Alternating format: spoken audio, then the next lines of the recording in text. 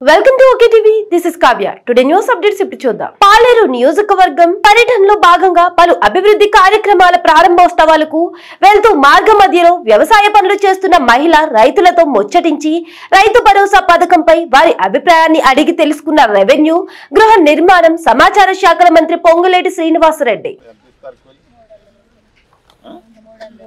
ఎన్ని గంటల నుంచి ఎన్నింటి దాకా ఎన్ని ఎకరాలు ఉంది?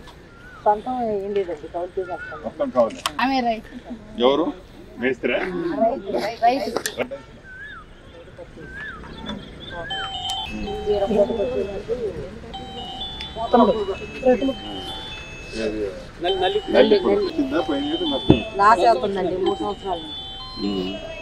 ఎంత వచ్చింది పోయిన సంవత్సరం నష్టం?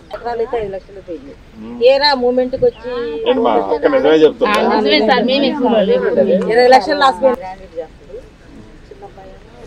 గ్రానైట్ నుంచి డబ్బులు వస్తాయి వ్యవసాయం. మనకు సంవత్సరం మొత్తంలో ఇప్పటి నుంచి మొదలెడితే మిర్చికి కానీ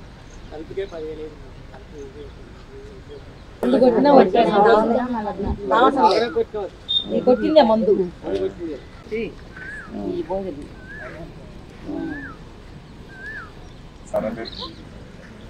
మరి కౌలు రైతులకి ఏమన్నా ఎట్లా చేద్దాం అంటే ఇక పట్టాదారులకే చెందుతుంది. మాలాంటి వాళ్ళం అడుగునే ఉంటున్నాం. రైతులు తిరిగినే ఉంటారు.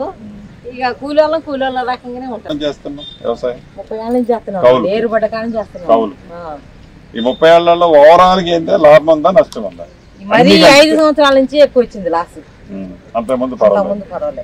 అప్పుడు కూళ్ళు ఇంత రేట్ లేవు, పంట కూడా దిగుబడి ఉంది. ఈ కరోనా వాళ్ళు సుఖపడేది ఏం లేదు. వాళ్ళకి లేదు, మాకు లేదు. మాకు వస్తే మేము ఇంకో రూపాయి అదనంగా ఇవ్వగలుగుతాం. లేదా మనకే లేదా? మీ పరిస్థితి మాదే బాగాలేదు. ఇంకా ప్రాబ్లం ఏం లేదు. డైరెక్ట్ ఓపెన్ చెప్పండి. కరువు పని చేపిస్తుంది. అమ్మాయి కూడా జాబ్ లేదు. ఏదైనా చెప్పండి. ప్రతి ఒక్కటి అన్ని ఎగ్జామ్స్ పెడుతున్నాం కదా, రాస్తూనే ఉందండి. గ్రూప్ 2 గ్రూప్ 1 కూడా రాస్తుందా? దాంట్లో పెద్ద ఎత్తున జరుగుతుంది కాబట్టి వస్తుంది. డిగ్రీ పాస్ అయ్యింది చిన్న అబ్బాయి కూడా. పడితే ఒక నాటికి వస్తుంది. కష్టపడకుండా జాబ్లే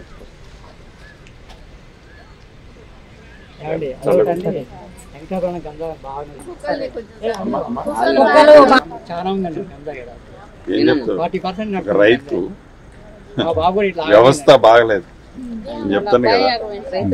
వెరీ బ్యాడ్. ఏం చేస్తున్నా నాకు తెలియదు. చాలా సార్లు చేస్తున్నా. దాన్ని చంపడం కాదు, ఏదైనా ముందు ఆపరేషన్ లాంటి ఏదన్నా ఉత్పత్తి లేకుండా చేద్దాం. చంపకూడదు. చంపితే అదొక కేసు.